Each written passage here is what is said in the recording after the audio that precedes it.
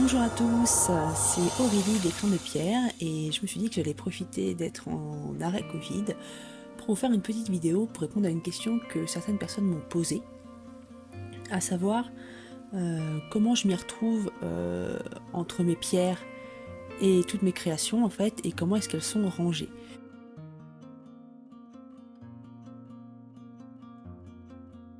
Et en effet, les pierres, elles ont cette particularité, c'est que c'est un matériau qui est fragile, qui est à la fois résistant parce que ça reste dur, hein, c'est ce qui fait la différence entre une pierre et du synthétique, mais qui reste aussi fragile malgré tout. J'ai eu vous voyez, le cas avec ce magnifique cabochon en fait, vous voyez, je vais le refaire tomber, je vais le recasser. Ces magnifiques cabochons d'œil de tigre ici, alors on ne voit peut-être pas très bien, je sais pas si je joue un petit peu avec la caméra, hop, vous voyez là on voit un petit point de colle, et en fait, là je l'ai recollé, donc on est d'accord que ça c'est une pierre qui ne vous sera jamais proposée sur un bijou, simplement parce que voilà, ma fille est passée par là, l'a fait tomber, elle s'est éclatée en deux par terre, et donc je l'ai recollé pour très certainement lui faire un bijou pour elle, mais voilà, je ne le vendrai pas bien entendu.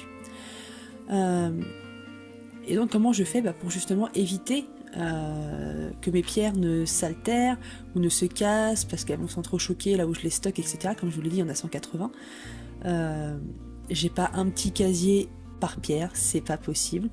Donc moi j'ai opté en fait pour les trier 20 par 20 dans des petites boîtes qui font à peu près cette taille là. Et chaque pierre est étiquetée et enfermée dans un petit sachet. Je vais vous en présenter quelques-unes pour que vous voyez à quoi ça ressemble. Donc, par exemple, une de mes pierres favorites, c'est l'Unakite, aussi appelée Épidote. Vous voyez là, ma S104. Donc S pour Stone. Voilà, ceux qui me connaissent un petit peu savent que l'anglais c'est ma langue de cœur. Donc Stone et 104 c'est son numéro de pierre. Voilà, là ici on a une petite pierre roulée assez plate, elle finira en bracelet. C'est sûr à 99%. On va retrouver par exemple ici la S20 qui est un cabochon, hop, comme ceci, d'aventurine orange.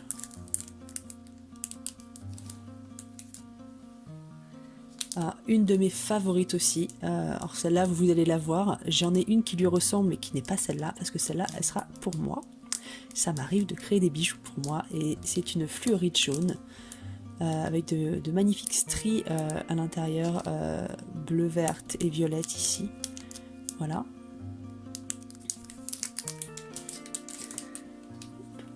Ou encore une pierre dont vous raffolez habituellement, à savoir la labradorite. Donc, la S120, c'est un imposant cabochon de labradorite. Hop, je vous montre de plus près parce que souvent ça vous en raffole, elle est magnifique. Moi je trouve qu'elle a des reflets incroyables. Elle vient de toute une collection, j'en ai reçu 7 ou 8 de mon fournisseur de ce lot là et je ne regrette pas parce qu'elles ont vraiment énormément de reflets. Donc j'ai hâte de les travailler et de les monter en bijoux, mais elles sont vraiment magnifiques. Donc je la remets tout de suite dans son sachet parce que c'est aussi ce qui me permet après de m'y retrouver moi quand je veux créer quelque chose et que je me dis tiens j'ai une idée de design, je voudrais créer ça avec une labradorite ou avec une pierre bleue ou avec une pierre rouge ou avec un cabochon en forme de goutte ou avec une pierre roulée, etc. Tout est estampillé et rentré dans un tableau Excel, donc comme ça je sais que je cherche la pierre par exemple S120 et je vais donc aller chercher dans la bonne boîte tout de suite et ça me fait gagner énormément de temps. Et qu'en est-il donc des créations?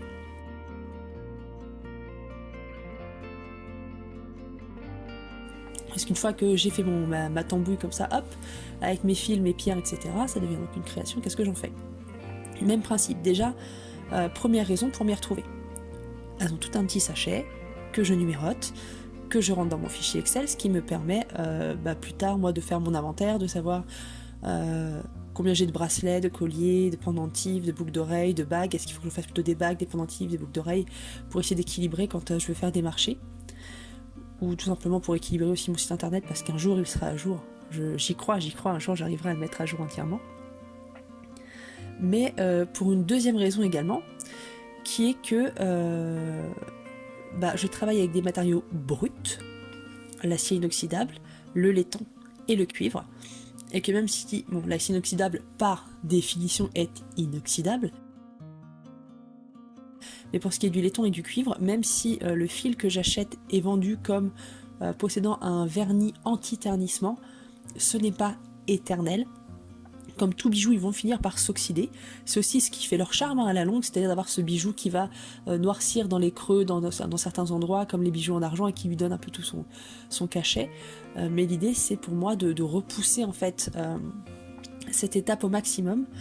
C'est pour ça que j'utilise des petits sachets. Cette fois-ci, donc beaucoup plus épais que ceux-là. Vous voyez là, ils sont très très souples. Voilà, c'est vraiment du petit sachet de stockage. Ici, on va être sur un sachet en plastique beaucoup plus épais, pardon. Je dirais décidément, et le Covid va bien fatiguer, je suis pas tout à fait connectée encore. Et avec vraiment une fermeture en fait qui est extrêmement hermétique, donc qui permet d'éviter l'oxydation des pièces. Là, par exemple, vous voyez cette bague en cuivre et de charoïte là, je sais pas si ça va faire la mise au point. Hop. Donc on voit en fait que le cuivre il est encore tout à fait clair, il n'y a pas du tout de zone d'oxydation nulle part. Voilà pour cette bague en charoïte. Et pourtant elle est estampillée CR pour création, donc 0,29. Bon, j'ai beaucoup plus que 29 créations puisqu'à ce jour je compte 125 créations pour ma future exposition qui me reste encore en stock. Donc elle a été créée il y a quelques temps, elle a été créée cette bague là il y a quasiment un an, voire plus d'un an. Je crois que je l'ai faite cet été, mais donc voilà, on est quasiment à un an. Et vous voyez en fait le cuivre a été totalement préservé grâce à cette technique. Donc je peux vous montrer d'autres petites créations que je vous ai mis de côté également. Donc vous voyez, à la longue, je me suis dit qu'en fait, imprimer des étiquettes, c'était une perte de temps et d'énergie, et ça gaspillait du papier, du plastique et tout ça. Et donc j'ai investi dans le marqueur qui me permet en fait de réestampiller certains sachets. Oui, celle-là c'est 0,21, donc elle est en soi antérieure à 0,29, mais c'est juste que quand j'ai eu des plus gros sachets, j'ai remis les boucles d'oreilles dedans pour qu'elles soient mieux traitées. Vous voyez par exemple, hop, ça permet voilà, de stocker les boucles d'oreilles. Celle-ci donc c'était des boucles d'oreilles navettes en inox et améthyste.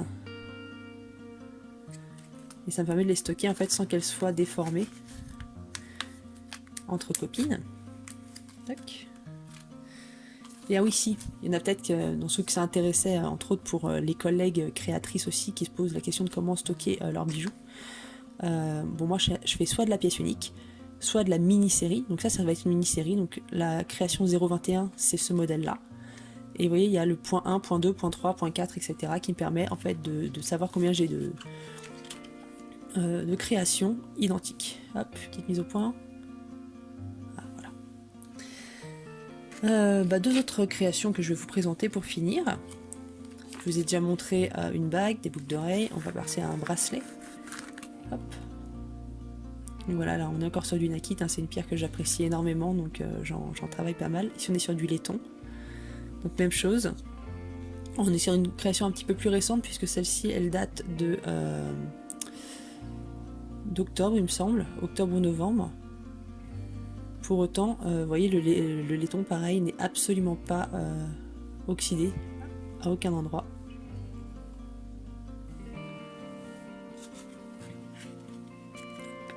Et donc, la dernière que je vais vous montrer, c'est une de mes plus récentes. C'est partie d'une collection que j'ai créée pour la Saint-Valentin cette année. Donc il y a le grand modèle et le petit modèle. Donc là, vous avez découvert, vous allez découvrir plutôt le grand modèle. Donc ici, on va avoir un cœur. Hop. Alors, on va un peu la petite étiquette, la mettre derrière si elle veut bien. Voilà. Donc un cœur en apatite et cuivre. Donc pareil, vous voyez que le cuivre n'est absolument pas oxydé à aucun endroit. Je vous montre l'envers du décor, l'arrière qui est rarement fait pour être esthétique. J'essaie de rendre ça toujours le plus esthétique possible, mais la nécessité parfois du sertissage fait que l'arrière n'est pas forcément ultra sexy, on fait au mieux. Donc voilà, et donc ça, il existe aussi dans le même type de modèle, mais plus petit, donc qui doit faire à peu près cette taille-là.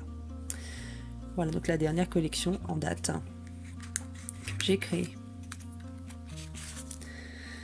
Donc voilà, donc j'espère que cette petite vidéo explicative vous permettra de comprendre un petit peu mieux comment je travaille, comment je stocke en fait mes bijoux, que vous soyez créateur à la recherche d'une solution pour vous justement faire votre inventaire et gérer vos stocks, ou que vous soyez plutôt un client potentiel qui aime mon travail. Déjà dans un premier temps, je vous en remercie, c'est extrêmement gratifiant pour moi quand j'ai des retours positifs de votre part. Et ça vous permet de voir qu'en fait, tout ce que je crée, tout ce que j'utilise pour travailler est vraiment stocké dans les meilleures conditions possibles, de façon à justement éviter toute altération, tout risque de bris, d'éraflure, de rayures, enfin tous les petits aléas qu'il peut y avoir dessus, quoi. Donc n'hésitez pas à me faire des petits retours en commentaire, à me donner aussi votre avis, hein. Je me vous avez des retours, des opinions, des conseils à me donner. Moi je suis toujours preneuse aussi, et je vous retrouve bientôt pour une nouvelle vidéo.